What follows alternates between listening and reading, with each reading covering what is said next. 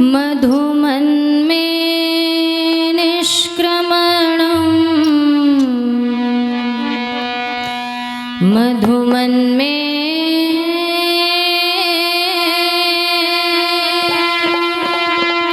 परायणं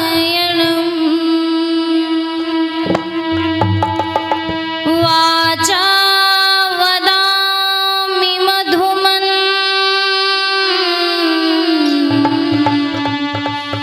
भूयासं मधुसन्दृशः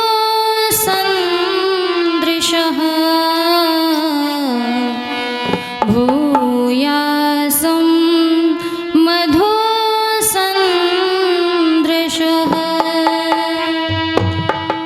मेरा आना भी हो मधु में मेरा जाना भी मधु में हो मेरा आना भी हो मधु में मेरा जाना भी मधु में हो मेरा आना भी हो मधु में मेरा जाना भी मधु में हो मेरी हर बात जो निकले वो वेदामृत सी मधु में हो वो वेदामृत सी मधु में हो वो वेदामृत सी मधुमय हो।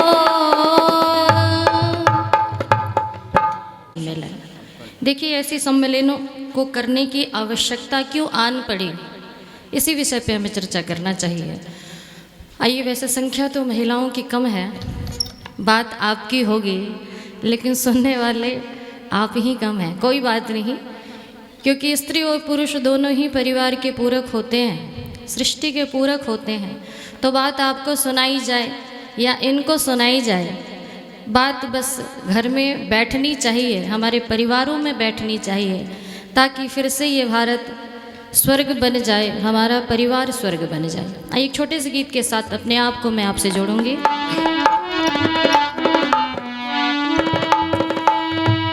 उम्र गुजर गई पल पल में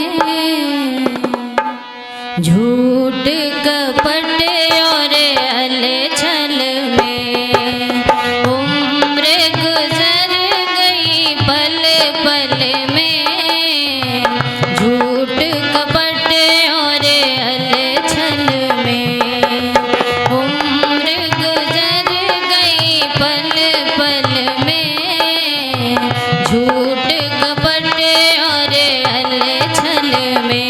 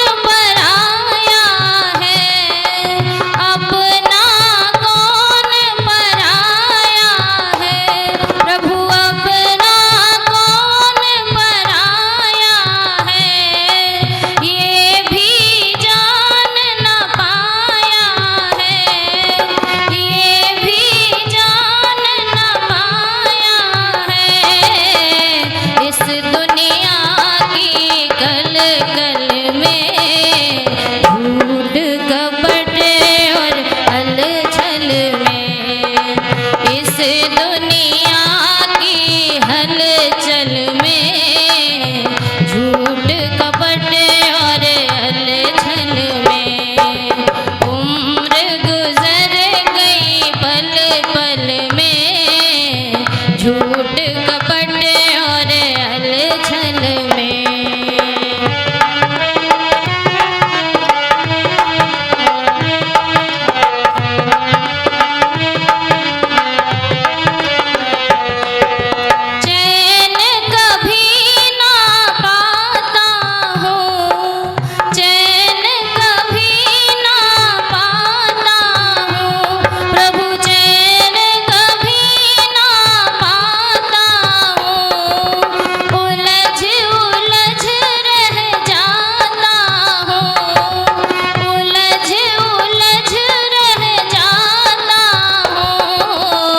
दुष्कर्मों की दलदल में, झूठ कपट और छल में, उम्र गुजर गई पल पल में, झूठ कपट और छल में।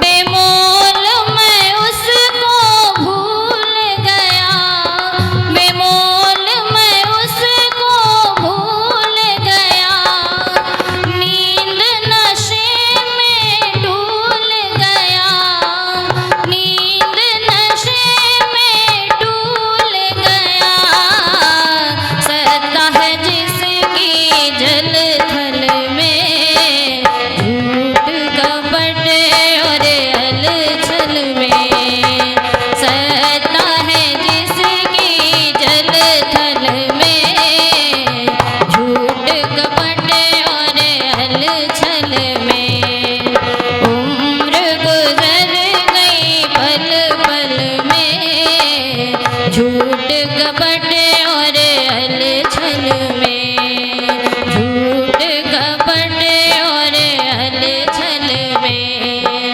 झूठ कपट और छल में, झूठ कपट और छल में। उम्र गुजर गई पल पल में, झूठ कपट और अलछल में। जिस काम को करने के लिए आए थे उस काम से कोसों दूर रह जाते हैं और हमारी अवधि वहीं पे समाप्त हो जाती है। आज का जो समय है इसमें एक लाइन आई कि अपना कौन पराया है ये भी जान न पाया है। सबसे बड़ी समस्या है आज की।